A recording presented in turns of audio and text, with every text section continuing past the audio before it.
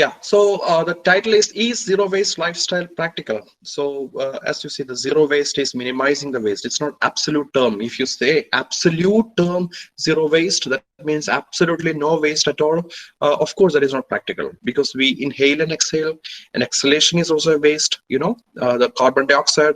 So to get the complete zero waste, if you take it in absolute term, then the only death is the solace. Only death, only after you die, you will be completely zero waste. So any living organism, the absolute zero waste is not practical, but that is not what the term means. No, the term signifies the zero waste is a journey. It's a life journey towards minimizing the waste in general. So my talk is for around 40 minutes, and then we will have some questions. So, by the way, you might know already the UN Sustainable Developmental Goals. So, there are 17 goals, and the UN is striving for achieving all these 17 UN Sustainable Development Goals. So, all these goals are interconnected. And of course, if you ask me to spend some time to explain all of these, I can spend hours or even days explaining all this UN. That is what the sustainability talk, what people expect from academicians. They actually preach a lot. For example, zero hunger, why the hunger is really important problem, or let us say clean energy and affordable energy, why it is a very, very important problem. But that kind of philosophical armchair preaching is not my style. I say what I do in my life. So this quote by Seneca. Seneca is a very famous Roman philosopher, lived 2,000 years old, Stoic philosopher in Rome, ancient Rome. So Seneca's quote is profound wisdom about sustainability. Be the user, but not the slave of the gifts of fortune. So whatever we get from the fortune is gift, and just be a user to it, be a humble user, but not a slave of it. So don't go for materialistic lifestyle, consumeristic lifestyle. That exactly is the wisdom of the Seneca.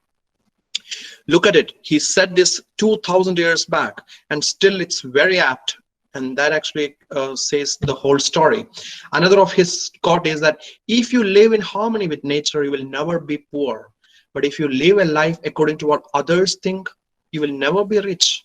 See how profound wisdom is. I completely agree with that. And some of the quotes of Seneca, and I strongly recommend everybody to read his book on the shortness of life. It's free of charge. You can download it PDF, or you can buy from Amazon, which is really, really cheap. But it's a life transforming book, I tell you, friends. Another of my favorite Stoic philosopher is Marcus Aurelius.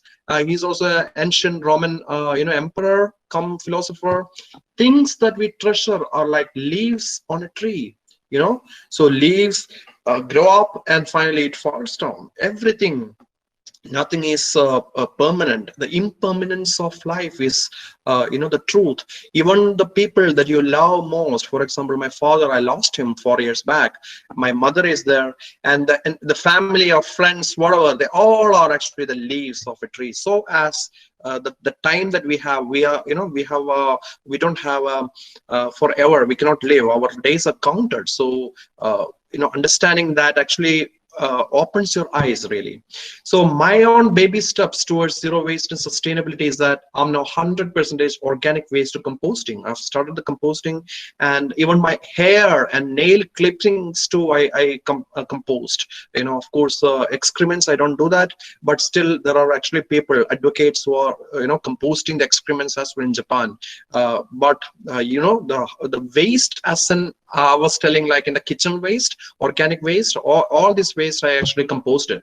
Of course, the gardening complements the composting effort. So I'm composting for my gardening, and I buy less stuff. That's really important. That is exactly what Seneca said. If you buy less stuff, it automatically leads to less waste. So instead of simply buying the things, you try to repair the things, do it yourself. The DIY policy is really profound, and also making your own furnitures at home with some scrap materials. All these things are really interesting, and more than that, it gives you immense happiness. It's not that the man who has too little, but the man who craves for more, that is poor. That is what the Seneca said. That is another of his famous word, one of my favorite quote, that the man who has too little is not the poor, but the man who craves for more. Exactly the same thing is resonated in our own Hindu, the Bhagavad Gita as well. Some of the quotes are exactly same.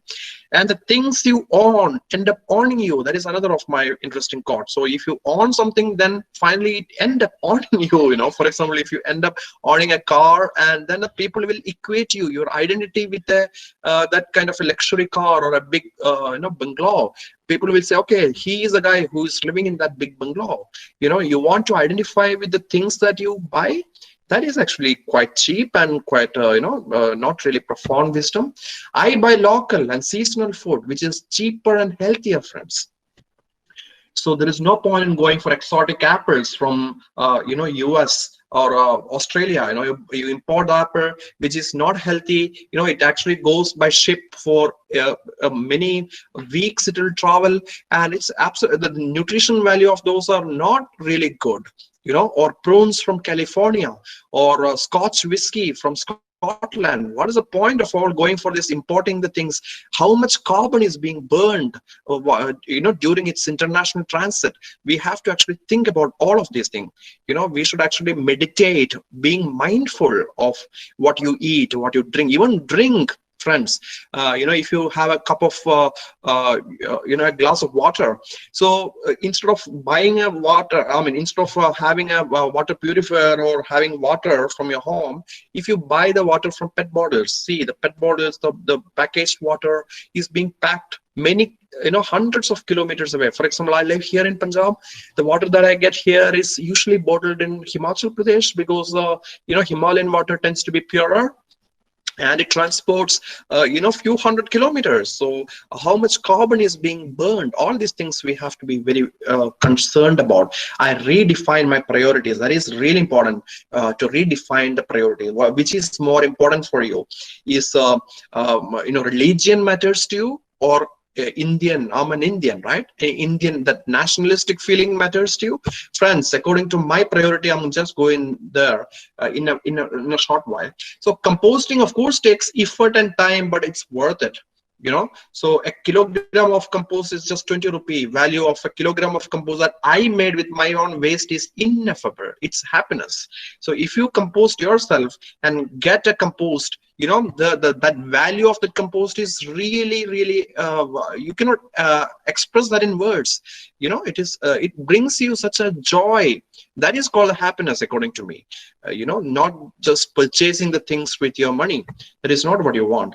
So Frank Herbert's quote is also very profound. Seek freedom and become captive of your desires. Seek discipline and find your liberty. So if you seek discipline in your lifestyle, you will get your liberty.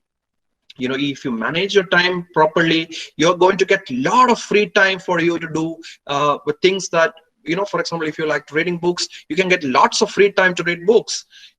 But if you seek freedom, then you're going to be a captive of your desires. See how big, profound a wisdom is this.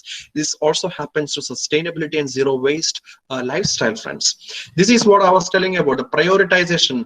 In my prioritization, there is absolutely no place for caste or religion, because this caste and religion are human construct, which is which is useless. It makes no sense at all. On the top of it is nationalism. Of course, we are Indians, and we cannot live a world of as a citizen, without a nationalistic feeling. A little bit of it is really important, because ultimately we have to serve our nation, and India is one of the poorest country in the world, and we really have to struggle hard to make it better. But on the top of nationalism is humanism, friends. Humanism means loving each other, loving other human being, irrespective of their country. United Nations is going to observe International Day of Friendship in coming days.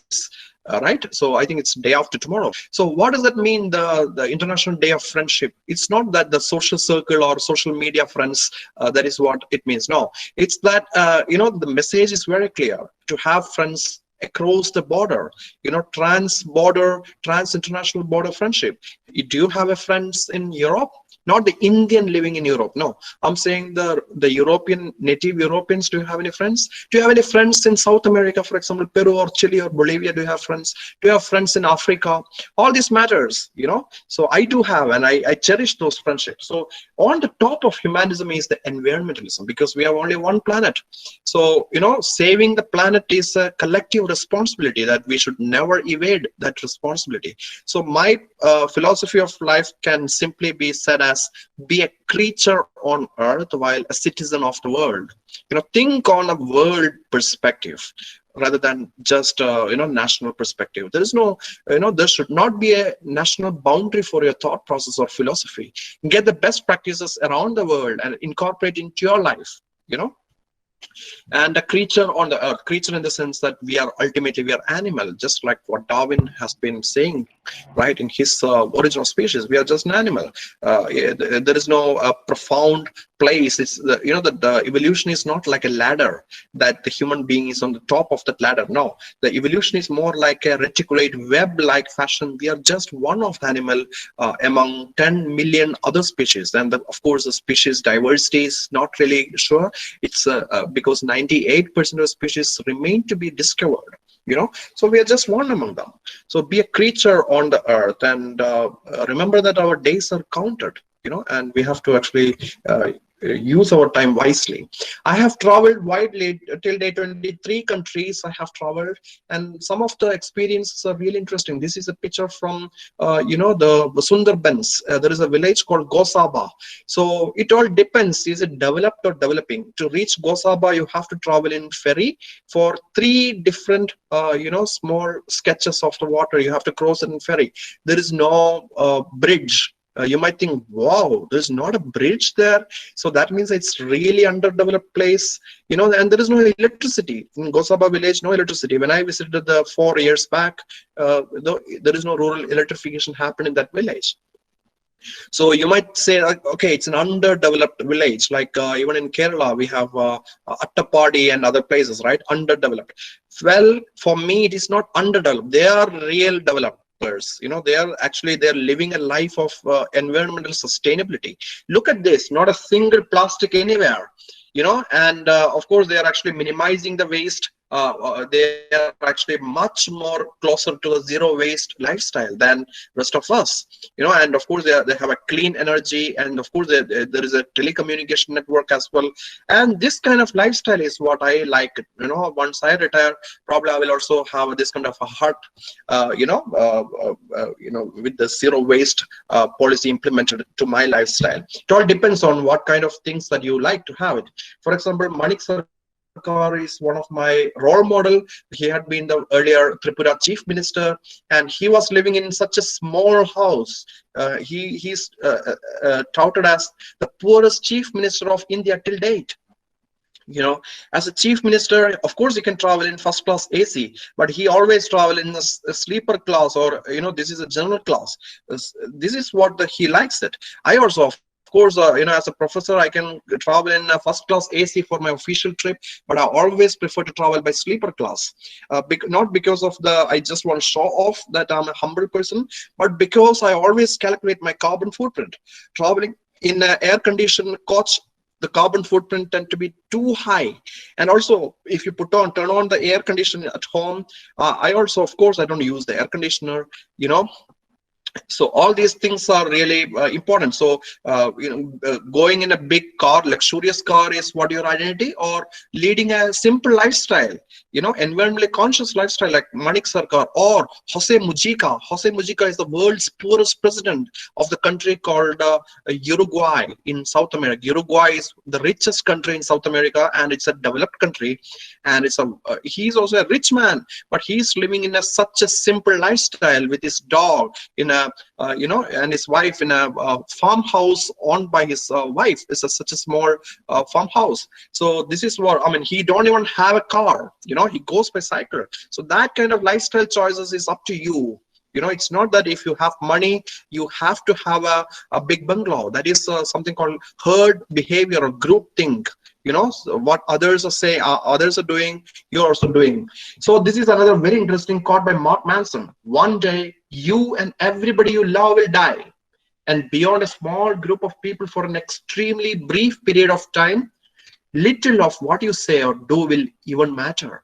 This is the uncomfortable truth of life, and everything you think or do is but an elaborate avoidance of it. We are inconsequential cosmic dust, bumping and milling about on a tiny blue speck. We imagine our own importance. We invent our purpose, but we are nothing. So the later part of his statement, we are inconsequential cosmic dust. This is exactly what Carl Sagan always say. Have you read his book Cosmos? Please go and check out his book. It's a fantastic book. Cosmos is a life-turning book. I love this book a lot. So anyway, of course there are similarities among whatever the things that you speak or me speak, and this is a very profound quote. An ultimate zero waste experience was that I was part of the Indian Antarctic mission, in 2017, and I got a chance to spend in two of our Antarctic stations, Bharati Station and Maitri Station, and I wrote a book about it, Voyage to Antarctica, published by Department of Science and Technology, Government of India. You can just search out Voyage to Antarctica and you can buy the book online. So at this station for 4 months, Bharati and Maitri, friends, you might know the Antarctica is a icy continent. It's all ice, 99% of pure ice. The ice, gigantic ice sheet of kilometers thick, 3 kilometers thick ice sheet. And but there is no the bacteria, the ambient bacteria of the rest of the world, like in India, that kind of bacteria you won't find there. So that decomposition virtually doesn't happen. So if you throw any waste in Antarctica, it will be there for millions of years. Even dead bodies will be just preserved there because of the extreme cold. It's almost minus 88 degrees Celsius there. So you have to bring back all of your waste, including the excrements. This is a very interesting experience that I had. It's not that only my excrement I have to bring back. No, it's a mixed one. It's everybody together. They do that. They collect excrement and they put that in the barrel, and the barrel you'll have to manually carry it from the heli deck in our ship to the containers, the shipping containers. All these tasks we all did it. Sometimes the barrel leak, it's stinky. So what? It doesn't matter, because the spirit is not even nationalism, but on above which we are serving for the science, we are serving for the nature. And of course we don't have any permission to pollute this pristine landscape. Antarctica belongs to everybody, Antarctic Treaty System, and if we found polluted, then India will lose it's actually both the stations. So the ATS will ask us to leave these 2 stations and go back home. So everything has been bound with rules and regulations through ATS. So by the way, this also I can add on to this point. I was born in a Brahmin family, and many Brahmins, I know that they will say that, okay, I cannot clean the toilets of others, or I cannot touch the excrement. Had I say like that, then there is no point of going to Antarctica, friends. In Antarctica, there is no, Brahminism, or there is no religion. The continent is only for science, no pseudoscience in Antarctica, friends. And there is no national boundary also. It's a pure international continent without national boundary, but many of the nations have its own stations there. So sustainability is a meditation, being mindful of the environment and acknowledging the fact that we have limited number of days on the planet. That is exactly memento mori, the Latin mantra is all about. Remember that you should die, and caring for today's children and unborn posterity. That is what the sustainability is all about. And zero waste is nothing new. It's as old as humanity. Squandering is the peril of modernity, or urban vanity. People preach on, including me, academicians. I have I don't much like the academicians, really. I like the practical oriented people. So people speak on zero waste. They preach on but do nothing in their life. That is what 99% of the people does, right? And as if they are the king and queens of the zero waste. No, the real king and queen are the tribesman and tribeswoman living in our rainforest in Amazon, for example. It's almost 100% zero waste. They don't waste anything. They live a sustainable lifestyle. I have tremendous respect for these tribes, not just in Amazon, but here in India as well, in North Sentinel, of uncontacted tribes of our Andaman and Nicobar Islands, or the tribes from in Kerala itself, in Idukki, Wayanad, right? All these places have got tribesmen and tribeswomen. I have lots of respect for them. And our own culture has got this Naga. It is in my own village, in Korom village, in Payanur. We have this kind of Naga a lot. So Naga also relies a subtle but profound wisdom that we have to actually live a life in harmony with nature. If you do something to the nature will hit you back. Exactly, this can be related with corona crisis as well, the coronavirus COVID-19. I have released one video. Please have a look at that video and why this wisdom is amazing. And this kind of sacred groves of Kerala, I have a tremendous respect. And you can find the same kind of concept in Northeast India as well, the sacred groves. And this is one aspect of religion I have a respect about, because it is all about the nature conservation. And by the way, yesterday was the UN International Day for Conservation. So conserving the biodiversity matters a lot, especially in the COVID-19 situation, because it can be related with the biodiversity loss, the spillover events, especially the deforestation.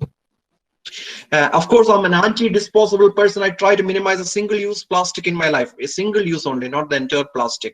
The plastic is not inherently bad, but how you use the plastic is bad. So not disposable cutleries, and I always carry the polythene shopping bag and this kind of cutleries, disposable, the reusable cutleries for the events where my friends invite me. Multi-use plastic bag for the traveling, and I never use flex board or vinyl banners in the events that I organize in my university. Even when my father died in my own village in Kerala, I'm so shocked to see how many flex board people were putting, on sad demise of my father. This actually made me more sad than my own father's death. Why you have to actually use a flex board? This is a very bad trend in Kerala. I'm really sorry to say, but everywhere in Kerala, even if you get like plus 2, full A+, the schools put a big flex board. And do you know this vinyl banners of flex board, where it ends up? It goes to the ocean, friends, and in ocean it gets degraded. Photolysis happens and it forms some microplastics, and the microplastics have got lots of endocrine disrupting chemicals, and it ends up in the Antarctica. And Antarctic penguins, for example, the EDCs in the microplastics cause them infertility, and it's the same thing happens with a human being as well. Especially the milk packets in this kind of plastic. Milma, for example, if you buy Milma packet or PDDP, if you are living in Kochi, and these packet milk has got lots of endocrine disrupting chemicals. Please watch my YouTube videos. I have released several videos on this line.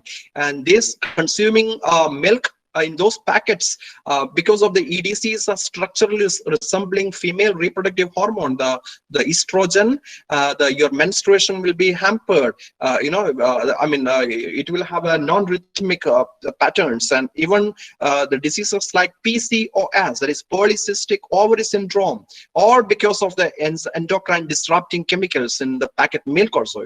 So we have to actually live a life in harmony with the world, the nature. So I never serve packaged water or PET bottles in the events and conferences that I organize. You can also do that in your Sri Chitra Tirunal College of Engineering. Whenever you organize one seminar, make a promise that never I will use a flex board or no PET bottles. Instead, simply serve water in the flask with reusable glass tumblers. Simple, and you can reuse the tumbler many times.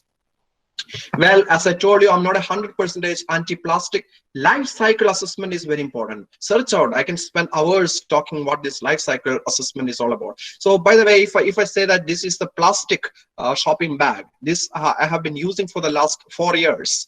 It's very good plastic shopping bag. I always carry. I can fold it in my pocket and I carry wherever I go. And instead, had I been using a cloth tote, then what is going to happen? Cloth tote is cloth shopping bag. What is going to happen is that I cannot use it that many times. I will have to purchase new cloth tote every few months. And how much is the carbon footprint of that? The cloth inherently it's a biodegradable, but that doesn't mean the carbon footprint is low, because the cloth, if it's a cotton, you need to spend resources and even the water you have to use it to plant the cotton plants. So it's not that the cloth is environmentally friendly. No, it's all depends upon the life cycle assessment, forcing frequent purchases and increasing the overall carbon footprint. And how essential are these? Many of the academicians I know, they speak about the carbon footprint and zero waste, and they drive in a big car, 4x4, and then they actually carry this kind of water bottle. This is a bamboo water bottle, and even this kind of old shoes, they have some shoes in their home. Or look at this is a toothbrush made up of wooden toothbrush. Or look at this, this is a straw, a steel straw with a cleaning brush. Now the question is that, do you really need all these things? And if you look at this life cycle assessment, it's very simple, that this will not last long. This kind of things may last for a few months, and once in a month you have to buy new one. So instead, if you have one glass bottle or a simple steel bottle, I have been using this bottle. This is the bottle which I'm having in my home is a Milton Thermosteel, using for the last 8 years. Never had to replace it. So that is much more environmentally friendly than this Vanity Fair. These are just show off business. Even this one, look at this, the straw. First question to come to your mind is a straw. Oh, okay. Do you really need a straw? Can't you drink it from your cup directly? I drink it. I never use straw in my life. Well, I don't drink alcohol, so maybe if you're really looking at like a fancy way of drinking cocktail in a 5-star hotel, maybe you might need a straw. So otherwise, nobody uses a straw in their life, according to me. So these are just show off. These are favorite of the armchair lazy preachers, these empty talks. They do nothing in their life, but they speak a lot, this kind of only rhetoric, mere rhetoric people. I hate that kind of mentality. Or look at this is a sustainable, it's touted as the best mask here in a local university has developed it with an algae. Algae is supposedly does the photosynthesis, but friends, photosynthesis of the algae is not an instantaneous process, and it cannot simply each time you inhale, you're getting the oxygen, exhale, its carbon dioxide is taken by this photosynthesis. These are just a mockery of the system. It's all plastic. This is not what you really wanted for a mask. For a sustainable mask, friends, I have already covered in my channel. You can simply get a cotton mask with a pocket, and in that pocket you can have a microfiber cloth. These are the best masks where we can reuse it for many times. Or look at this, people hitting the gym. I have an inherent hatred for against the gym. Look at this is a stationary bike in a air-conditioned gym. People actually go every day in a 4-wheel drive to their university or a workplace in an air-conditioned car, and then after coming back home, they go to the gym, again an air-conditioned gym, and they do this stationary bike. Instead, go simple solution, just get a bike, the real cycle, and go to the workplace. That is what I do. Or in their workplace, they never use a step. They simply always go by elevator, that is the lift. And in the evening comes, or in the weekends, they go to an air-conditioned gym and they look at this step climbing machine. This is a kind of a ludicrous machine, step climbing machine. Yes, almost all gyms have it. And even for this, using all this equipment, how much carbon you have to burn? Think about it. And is it really a lifestyle choice? Running in the treadmill, for example, how much electricity is being wasted, and you can equate that with the carbon. How much carbon footprint is this kind of choices that this guy is making? So instead, simply go for a run. I every day, even yesterday also, I went for a run. Every day I run for 3 kilometers in amidst the nature. That gives you a lot of happiness over this kind of materialistic happiness. It might give you happiness, but this is not an everlasting happiness, friends. And this is what the today's webinar, the thing, the brochure. I got this picture, and in this picture, I agree with most of the things, but not all. For example, let us say use your own shopping bag. Yes, that is perfectly fine, but the shopping bag need not be cloth. That is my point. Even if it's a good quality plastic, there is no problem at all. It's all about the life cycle, and use less plastic. Exactly. But especially single-use plastic is the thing. Especially, I just want to say one plastic, especially, that is a milk, milk cover, or for example, Milma cover packet. So the use is only from the shop to your home. Once you reach home, what is going to happen? It will end up all the way to the ocean, and it turns into the microplastic. Recycling is virtually nil. It doesn't happen anywhere. So that is why this segregation of the waste, more importantly, minimizing waste, and also recycling this paper or organic waste into the composting, that is more important than simple segregation.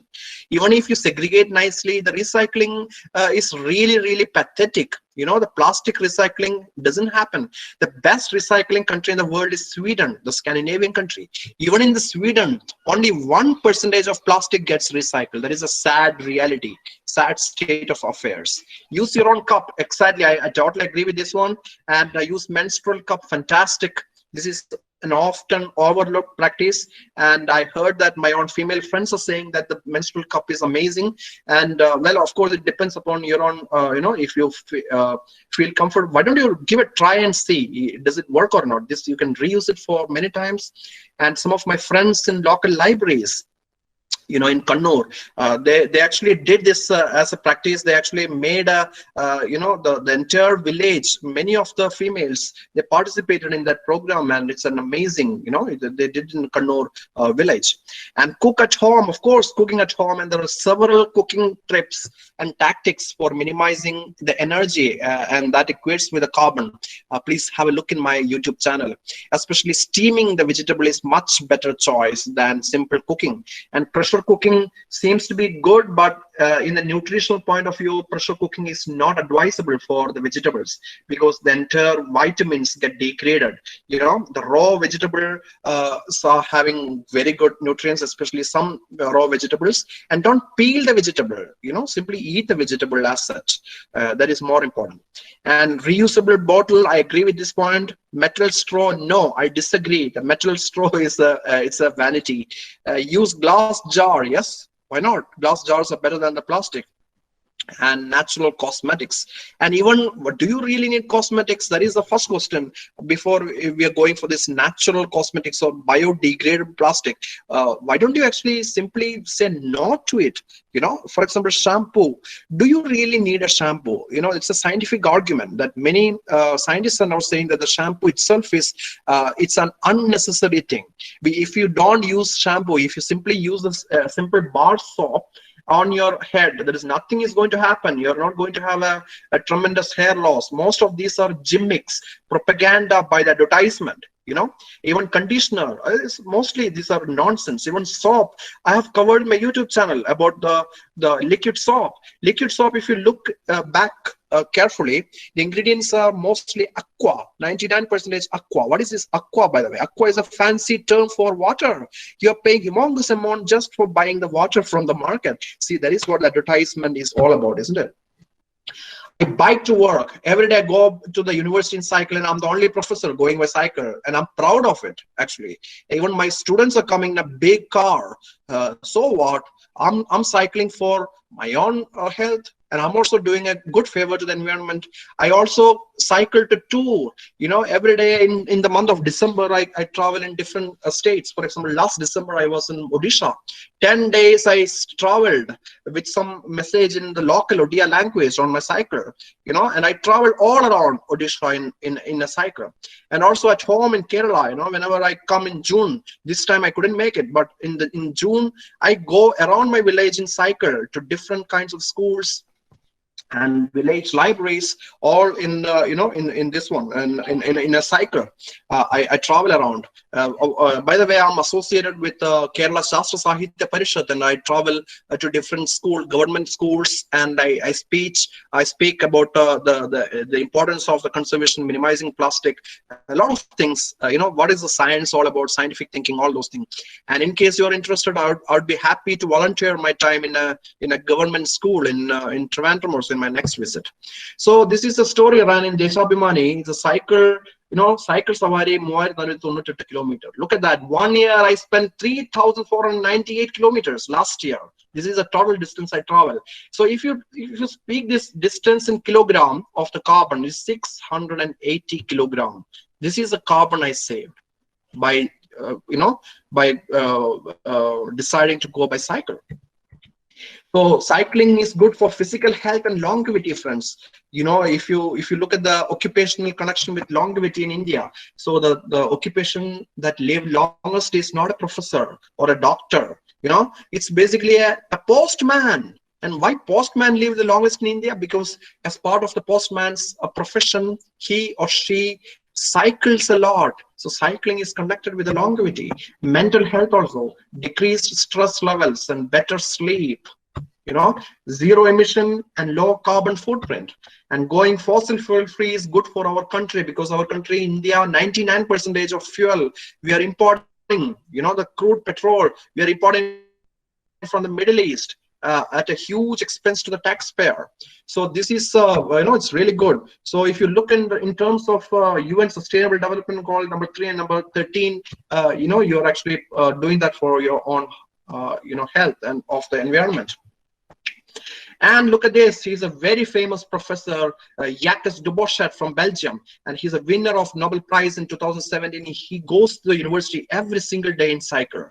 And here, what is our mindset? If you are in a school, it's okay, the cycle is good for the school kids. And if you are in +2, then slowly let us jump to the scooty, isn't it? Everybody want to buy a scooty when they are in +2. And if you're in a university, or once you get a job, whatever job be, a school teacher, okay, my friends are buying a car, so it is high time for me to buy a car, isn't it? That is the pattern that we follow in India, especially in Kerala. Everybody has got a car, and he's a university professor. Look at that. And is he the only university professor and Nobel Prize winner who is an avid cyclist? No, friends. Look, Ben Feringa, born in 1951, 2016 Nobel Prize winner in chemistry. Every single day he comes by this cycle. And look at this, Sir Fraser Stoddart, 2016 Nobel Prize winner in chemistry. He's a sir. Sir means queen. The knighthood. British Queen has given the knighthood for him. The Fraser Stoddart is such a 90+ person, but still he goes every single day in his cycle. And look at the Prime Minister Rutte of the Dutch, that is basically the Netherlands. He is actually, this time he is visiting the King's Palace at Amsterdam. The palace is called Noordeinde Palace. And look at this, the palace of the King of Amsterdam. This is the most secure place, and still he's locking his cycle. He don't have to lock it. This picture conveys 1,000 words. He's locking because of the habit. He's an avid cyclist. So if you ride cycle every day, you know that the locking is, it just comes automatically, right? That is what this guy is doing. And he went all the way to this Noordeinde Palace to meet the King and Queen. And the King and Queen are this, Queen Maxima and King Willem, Melinda, Alexander, Klaus, George Ferdinand, and they are also avid cyclists. And they visited India last year, and in Rashtrapati Bhavan complex also they were biking. And the best way to bring sustainable developmental goals at personal level is to waste less. I eat less. I fast every single Sunday. So if you eat less, you live longer.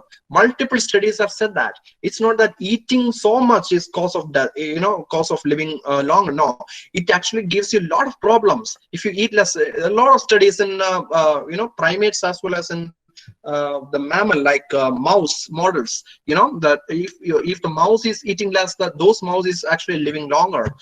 Fasting every day is better for the global hunger crisis also. Save electricity as much as possible. Most of my clothes are wrinkle free, and I steam my clothes instead of iron. Ironing is it takes up lots of carbon, so steaming is much more better. The steamer you can use. Bulbs in LED bulb. I sleep early and rise with the sun, minimizing the need for artificial lighting. That is very, very important. I spend more time outdoors in the park. Outdoor is really important. Save fresh water as much as possible. The water also, don't waste it. I use reject water of the RO water purifier and water after cleaning veggies for the gardening. The RO gives a lot of water, and I only rarely drink milk or consume dairy products. So also the carbon footprint is very high. Check out my YouTube channel. Is dairy essential? I have analyzed an evolutionary point of view as well. Go and check it out. I'm a vegetarian and prefer local food, not for any any religious reason, but I'm a vegetarian because, of course, I love vegetarian food. A lot of choices available, and more than that, the vegetarian food is good for the environment also, because the carbon footprint is tend to be much, much lower. At kitchen, I never peel the veggies. I did my PhD in Japan. I spent 5 years there. By the way, Japanese live the longest in the world. 88 years is their average life expectancy. And Japanese also does nothing. They never peel the carrots, potatoes, or cucumber. So it reduces the waste. Plus, more importantly, preserve the nutrient, especially vitamins and fibers. And don't peel these veggies. So it's one of the common mistake everybody does. Another common mistake people do in their household is that they pressure cook all these vegetables. For example, sambar, they cook it in a pressure cooker. No, that's not a good practice. Simply steam it. That's much better. And or eat many things. So for example, carrots and all, you can eat it raw. Tomato, you can eat it raw, but tomato eating raw is not good. You can cook it so that the lycopene get released from the peels. So just check out my videos on the YouTube. A lot of videos I released. I steam my veggies, saves energy, reduces the carbon footprint, and preserve the nutrients. I soak grains in water prior to cooking. This saves a lot of energy and reduces the carbon footprint. And for example, bake bread. Bread I bake myself, because on every week I bake it. So no wasting of the plastic wraps of the commercial bread loaves, and more freedom to add ingredients I like. For example, I like to add pumpkin seeds into my bread, or cinnamon I can add, garlic I can add. I can make so many interesting varieties of my food. Cardamom bread, I love cardamom bread. I can bake it. So can you buy a cardamom bread from the market? I doubt it. And no color or preservative. I have complete freedom. What I have, I'm the one who is baking the thing. And feeling of self-sufficiency. This is very important. Once I eat this food, the kind of happiness I get is ineffable, friends. It brings me a lot. What I'm saying, self-sufficiency brings a lot of happiness when you do this one. And no color, no preservative, the baking is interesting. More than that, I'm from the and I bring milk, but in case some of the things that at times I would like to make that I buy milk for the milkman directly my steel container. Result is that Felix sir, your conversation is very broken at the moment. Your conversation is very broken at the moment. Yes, sir.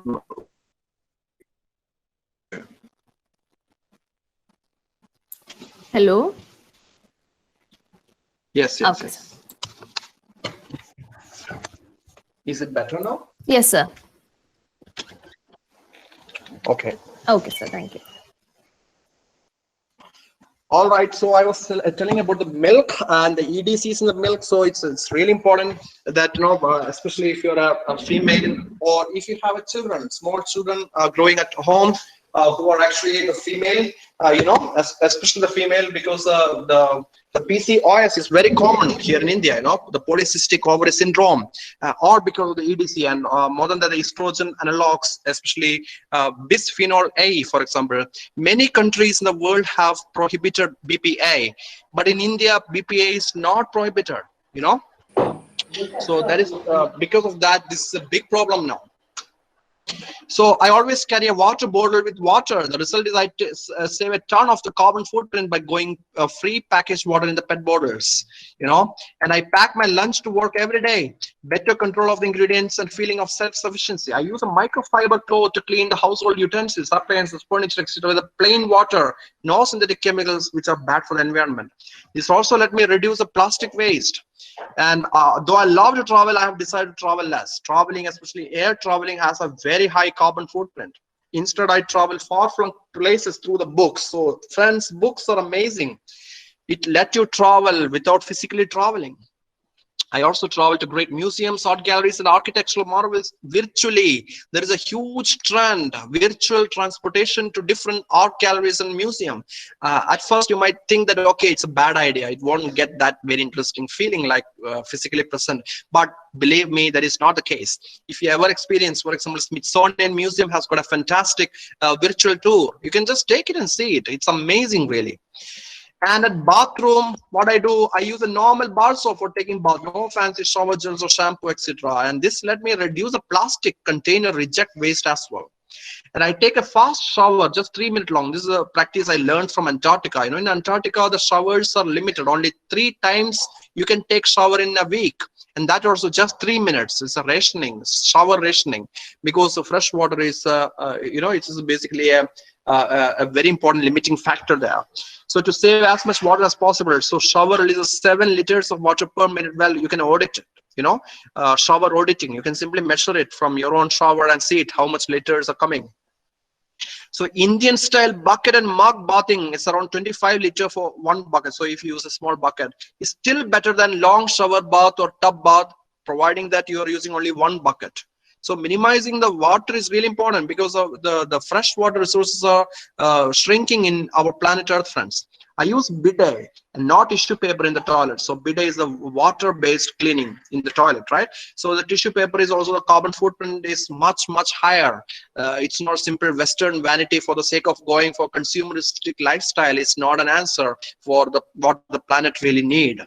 Okay, and recycling plastic containers as gardening pots or flower vase is what I do. And I also donate my old clothes to the needy. I sell my old unused stuff online, for example, through OLX. I use rechargeable cells instead of the disposable ones. I use biodegradable cycling water bottle and garbage bags. I use solar powered wristbands, the Casio G-Shock, not that expensive, and it really lasts really long, almost a lifetime. I also use a reusable cloth and microfiber face mask instead of disposable mask, surgical or N95. It's very important, because a disposable mask like N95, more than it's very expensive, but it's also use and throw. But a microfiber based face mask, which I have been advocating for last many months through my YouTube channel, you can actually make it yourself, and you can wash it and reuse it. It's a much better alternative. I use virtual conference and a webinar instead of the physical meeting. It helps me tremendously to reduce the overall carbon footprint. I'm happy that your Likha club is also doing the same thing here. And the science leadership recently, as the introducer explained, 20,205. Think that this event, had it been a physical one, how much carbon I would have wasted, isn't it? And very important, I vote for the politics that protect our environment. India being the largest democracy in the world, we should not actually simply exercise our franchise because our family or friends follow a particular politics. If you ask me what is my political affiliation, I have nothing really. My politics is that I vote for the party that protects our environment. I carefully read and look out for environmental policies in the election manifestos of the parties and exercise my franchise wisely. And not just in election manifestos, I also look at what they did it for the last 5 years of their power. Did they really do something good for the environment or not? you know. And I have tremendous respect for the organization I'm very much part of, that is Kerala Shastra Sahitya Parishad. And people equate KSSP with left-wing communist party. Right now, communist is in power in Kerala, right? And even though they have a very, very slight left lean because of the science, but if the government does anti-environment practices, KSSP strongly objected. One good example would be Athirapalli plan, you know. When the government planned for the Athirapalli recently, 1 month back, KSSP objected it. That's amazing. Tremendous respect for KSSP. Now, zero waste is nothing but sustainable development. These are all equating, you know, these are all interconnected, or going for carbon neutral or low carbon footprint lifestyle. That is exactly, that leads to self-sufficiency, friends, and self-reliance and self-respect. Ultimately, that leads to a lot of happiness in you. And mindfulness, it's the same thing as you know, the meditation, all about mindful meditation. And financial independence, it helps you save a lot of money. And healthy and fit life, you know, you live longer if you adopt the zero waste in your life. This is another very famous quote by Gaius Musonius Rufus, another of the Stoic philosopher. If you accomplish something good with hard work, the labor passes quickly, but the good endures. If you do something shameful in pursuit of pleasure, the pleasure passes quickly, but the shame endures. That is exactly I was telling you about. Seek freedom and become captive of your desires. While seek discipline and find your liberty. These are interconnected. My ultimate sustainability is the blood donation. You know, there is a very good quote: you don't really have to be a doctor to save life. You know, people say doctors save lives. Nurses save lives too. My mother was a nurse in the government service. I have a lot of respect for the nursing profession as well. Well, you don't have to be a nurse or a doctor to save lives. I celebrate my birthdays by donating 2 units of blood to the government blood bank. Always government blood bank. I don't want my blood to sell the private blood bank. I also regularly donate my plasma as well. You know, many studies suggest that regular blood donors live longer. You know, if you donate blood regularly, you live longer, and you tend to be more a responsible person, you know, because you're donating the blood needs to be pure, isn't it? So communicable disease, sexually transmittable disease and all, you become much more aware. And post-death, friends, I'm a complete organ donor. I've signed up with NotoCard. Anybody can do this. So NotoCard is by, you know, the National Ministry of, you know, Health and Family Welfare. You just have to sign up with the ministerial website for the NotoCard, and the NotoCard is all about the organ donor. After your death, I have signed up to donate all my organs, you know, post-death. Whatever the organs can be harvested, let them use it. And also I signed up to donate my whole body for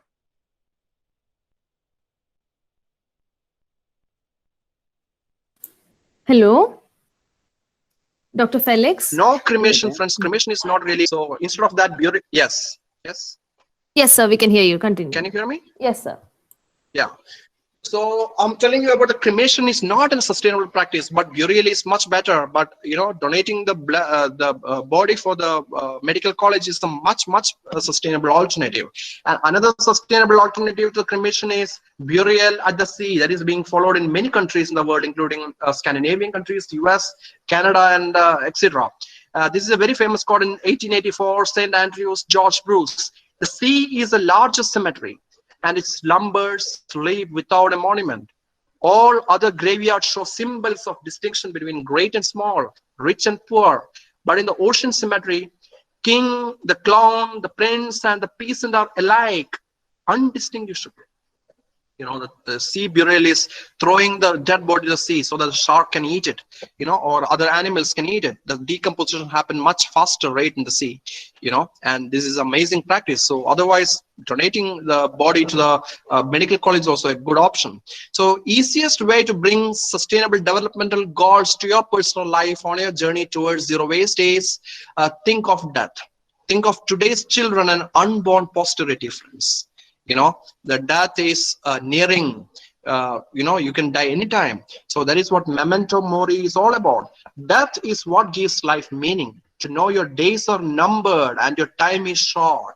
It's not that if you have a lot of money, practicing this unsustainable lifestyle choices by following the Vanity Fairs and consumeristic lifestyle, it will not give you a lasting peace of mind, especially in your deathbed.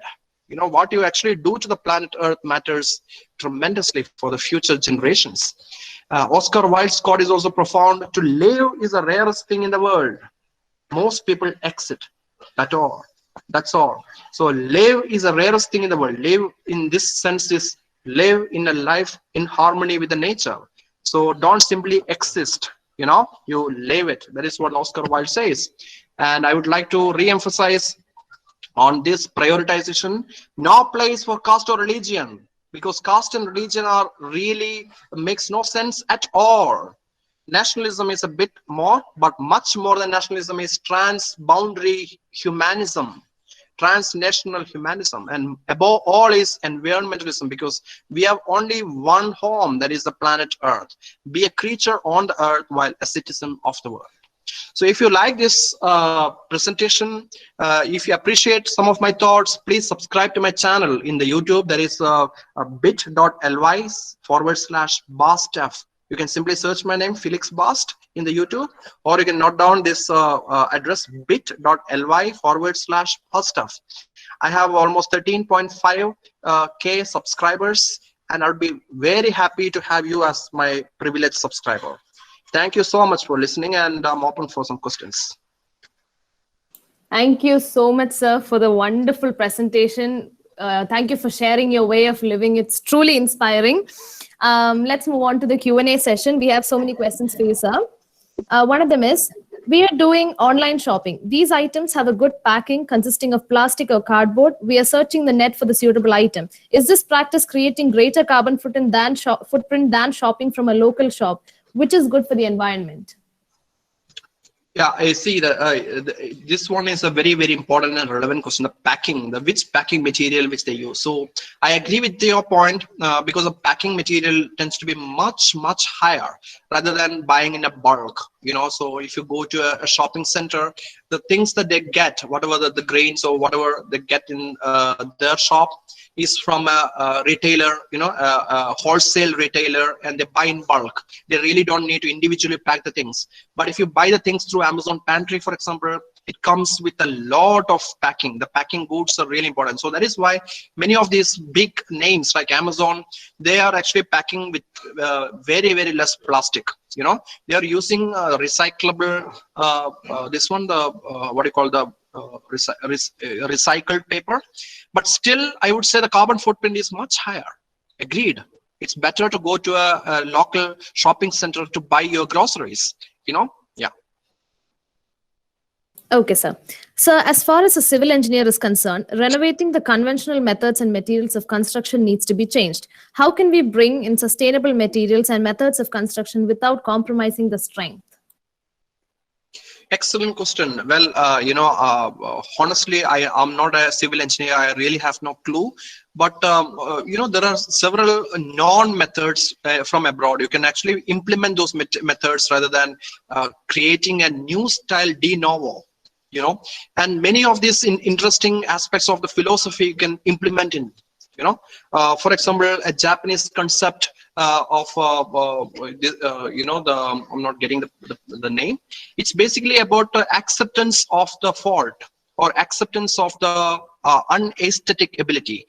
So if for example a coffee mug, for example this mug, I'm drinking coffee here, this mug looks beautiful. So the beauty is not just by the look of it, and if the mug has some imperfections, that enhances the beauty. That is the concept, the Japanese wisdom, so that you can actually implement onto your architectural style. And especially there are several concepts as far as I understand, minimizing the requirement of the artificial lighting. For example, if you have lots of windows or the way to increase the natural lighting that you can implement, plus the natural airflow. to minimize the requirement of air conditioner, the airflow. I mean, there are several such movements you can give a try. And more than that, postmodernistic view of the architecture. Postmodernism is all about form over beauty, form over function. So, this rather than simple going for like a traditional style with a carpet and different kinds of exhibits, just to show that this is an typical Indian style that we are following, though the carbon footprint is much higher. Why don't you go for a simple style? Postmodernism is all about the straight lines and simple style. That is what I love a lot. Scandinavian style is also amazing. Scandinavian home, if you ever been to Swedish or Norwegian home, the homes are really simple and lots of white. You can see everywhere. White color inside the interior, being white, is really profound because you really don't need a super powerful light. The LED lamps can be 7 watt, absolutely no problem. You really don't need to spend a lot of energy to get that same lighting, So the Scandinavian light, the interiors, you can just check it out. And coming to the architecture, maybe Japanese style is also amazing. They have a tatami mat. Tatami mat is basically a rice straw, the straw that vaikole, right? In Malayalam we call it as vaikole. So they actually make a mat. Of course, in Kerala also pullu paya, right? So this paya we actually sew one on the top, 8 or 10 such mat you sew together to make one block. With a wood. So that is called tatami. So you can interlock the tatami on the floor instead of going for a imported Italian marble or a Rajasthan marble. You can simply get this tatami flooring. That is a lot more eco-friendly attribute. And also it's connected. The argument is connected philosophically to the thing which I told you already, a cognitive bias called groupthink or herd behavior. We are simply following what others are doing. For example, I'm sitting here on my chair. So the question here is that, do chair is really essential or not? If you really look at the Indian style, the chair itself came after the British Inquisition, the colonial time. So before that, if you turn back 500 years, we were sitting on the floor happily. And if you ever go to Japan, having lived there for many years, I actually even went to some 5-star, hotels in Japan as well. So the hotels in Japan is really interesting. If you go to a good quality restaurant or a 5-star hotel, if you ever stay there, you will be surprised. They don't even have a bed. You have to sleep on the floor. Natural on the tatami. They have a very, very interesting, so much nature everywhere. That is what the Japanese philosophy is. Even in a quality restaurant, there is no chair and table. You're sitting on the floor. So, minimizing the consumeristic lifestyle is really important. Though your question is about architecture, these are some of my experience I'm sharing. Next, please. Thank you, sir. Next one, development of biodegradable bioplastics can contribute a lot in minimizing waste. Can you share your suggestions regarding this? Also, how can we dispose novel plastics at home in a less harmful way to the environment? Yeah, well, a biodegradable plastic is a trend. Again, I would say it is an academic trend rather. The armchair philosophical preachers do this kind of nonsense. I am not at all a good favor of that. The reason is that, again, it's a very old, ancient philosophy called via negativa. If you ever read books written by Nassim Nicholas Taleb, for example, Black Swan, he has been saying about this via negative approach. Via negative approach is like, I drink Scotch whiskey and I smoke cigarettes. And if you ask me, well, smoking cigarette is not good for your health, then I can always say, well, I don't care. I have a lot of money. So if I develop lung cancer at a later stage, I can get my insurance done. So that approach is what everybody does in their life. Instead, think about it. Do you really need to smoke cigarette? Why don't you quit it? So that, that actually brings a lot of good things to your life. We always do, the New Year resolutions, right? So instead of bringing so many changes to your life, simply remove the vices, existing vices. If you drink alcohol, quit. I'm a teetotaler. I don't drink anything.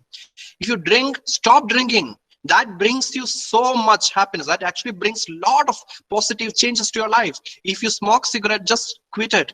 That brings a lot of change. I tell you, believe me, it really brings a lot of change. That approach is called via negativa approach, rather than looking for a biodegradable plastic. So instead of holding your nose like this, just holding the other way around. Why you need plastic? Just think about it. Why not go for a plastic free solution, or go for an existing plastic but reuse it multiple times, thousands of times? Then there is no problem at all. And now your second question is about how to actually degrade the plastic, right? How to dispose safely the plastic. There is actually no way to the disposal of the plastic is highly debated. So the best option is to minimize. If you burn the plastic, it releases lots of carcinogenic materials like dioxin, and dioxin is a carcinogen, right? So never ever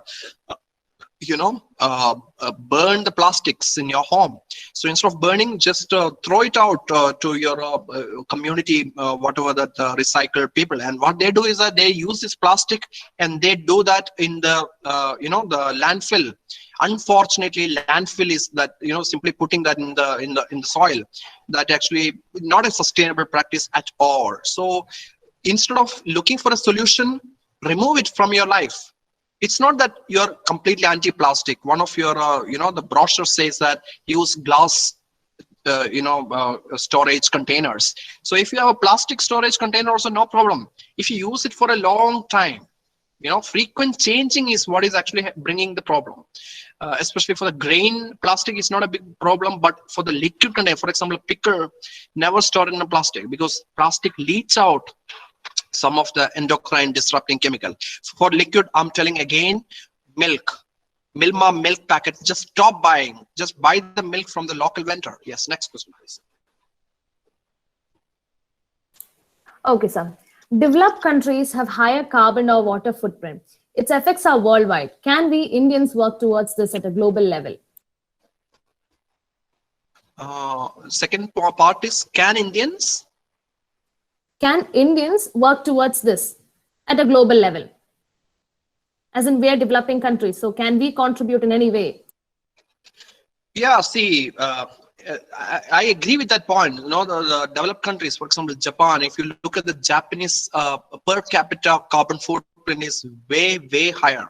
Americans, they have a tremendous carbon footprint comparing with the Indians. The reason is that India, the economic disparity is tremendous. Majority of Indians are poor, extremely poor. They cannot afford air conditioner at home, and they travel in sleeper class compartment or the general compartment. They are not traveling in the air conditioner. They don't have a car. But if you really look, the Indian rich, their the carbon footprint is way, way higher than the American rich, because we don't really have any sustainable appliances in India with very good quality standards as in the foreign countries. So if you're asking me to spread a message in an Indian perspective to the world, how to minimize the carbon footprint, so it is not an easy solution. So of course, as I'm telling you, I'm sharing my story. For example, Gosaba, the things that I discovered in Gosaba, how they are actually living their life, very simple lifestyle. Of course, those messages we can spread to the world. Yes. Okay, sir. How can waste from industrial sectors and medical sectors be minimized? Yeah, well, I'm not an expert on those lines. Industrial sector, again, that is an ambiguous point. If you look at the waste per se, most of the waste is actually domestic waste. If you look at any recycling plant, if you go municipal recycling, the majority of waste tend to be the domestic waste, not the industrial waste. But if you look at the carbon footprint, the industry is having a disproportionate asset. So if you really want to achieve a carbon neutral, nationwide carbon neutral, then industries we have to target, and of course the domestic carbon neutrality and even personal level, as I was telling you about, all these are really, really important.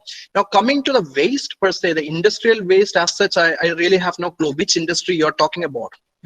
For example, biotechnology industry, there are several methods you can follow, but of course, there is actually always pros and cons.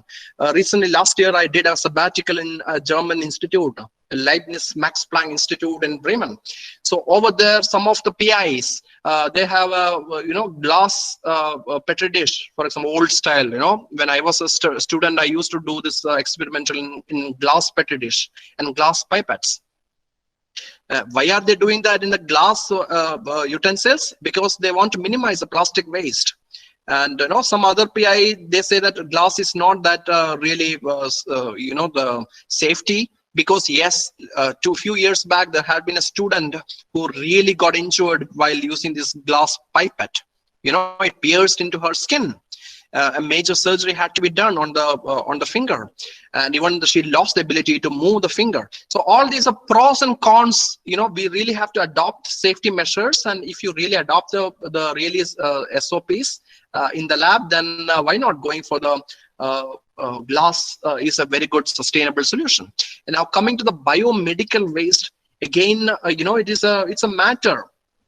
Again, that is the same thing about syringe. When my mother was a nurse a few years back, decades back, I remember that she used to inject using, the glass syringe that can be autoclaved and reused multiple times. So now you look, everything is dispovan, right? The disposable syringe. And IP set, everything is disposable. Well, for IV, I'm saying IV, there is no option now, even, or catheter. All these things are basically we have to find a sustainable alternative. In that sense, biodegradable waste is a very good option, or silicon-based reusable, the things that we can actually use it. So, yeah, I mean, you have to dwell on it, some solution. If you ask me, like, how to minimize this biodegradable waste, I really don't have any simple solution for it. Yeah. Okay, sir. Now, our last question for today. What's been the most challenging or surprising thing about living the zero waste lifestyle?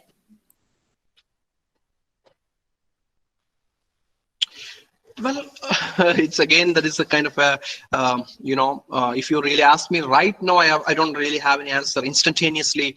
Yeah, I mean, if you send this question by email, I can think about it. I have to ponder about it. Surprising thing about the zero waste is that you might think that is a really challenging, this kind of whatever the lifestyle that I follow. But no, friends, it actually gives you a lot of happiness. That is what I discovered. Before adopting this lifestyle, of course, it is not just a momentary transformation. I've been riding cycle forever in my life, But some of the things, for example, composting, I'm a latecomer in the composting field, And yeah, some of the practices that I do actually made me as a different person. Now I see a peel of banana, for example. I no longer see it as a waste. I will put that in a dustbin or simply throw it out. No, banana peel for me now is that it's a food for my pet earthworms, So I feel so much pleasure and so much happiness on such a simple lifestyle. If I drink a cup of water, I feel pleasure, I feel happiness that I'm not simply buying, mindlessly squandering the natural resources by buying the PET bottles. I'm simply reusing the things that actually gives you a lot of happiness. Yeah. So happiness is a surprising side benefit of the going zero waste. So, you won't believe me unless you try that in your own life. So that is what, and you really don't need to be a rich person to adopt this kind of thing. So poor people, anybody can do this small steps towards zero waste, minimizing the waste. So stop purchasing mindlessly. The consumeristic lifestyle is not an answer, and stop following other people. That is the number one advice I can say anybody. The group thing or herd behavior is the biggest problem. People do the things because others in their group is doing. People use standard deviation instead of standard error because everybody is using standard deviation. That is a wrong practice. You should actually look at that. By the way, I also have a biostatistics course on my Swayam MOOC. You can search out. It's open for registration. It's completely free. It's a 3-credit course. You can claim the course as part of the existing program as well. It's a statistics for beginners. It's a good course. It has been ranked as number 7 in the whole world last year. Okay, so that is what. So the herd behavior is really, really important, and we have to be mindful about it. If you earn a few lakh rupees, 2 lakh rupees, for example, you earn per month, doesn't mean that you really need to drive a big luxury car by all yourself, or you have to live in a luxurious villa, or the lawn. I have an inherent, abhorrence against lawns. The bungalow with the beautiful lawn. That is this lawn concept itself is a Victorian British concept that the colonialist brought from England to India. The lawns, friends, it's not a sustainable solution, because lawns need tremendous amount of water. You're simply putting lots of water for maintaining the lawn, which is not productive at all. And lawn is itself is it's basically you're cutting the lawn. Right, so it's basically it's in a poor state of affairs, friends. You're not getting anything out of the lawns. So instead of that, simply go with the traditional Indian style landscaping, with mango trees, tamarind trees, so Indian herbs. So those kind of garden is much preferable. Be local. Don't simply go with a global pattern just for the sake of following the norms dictated by your society.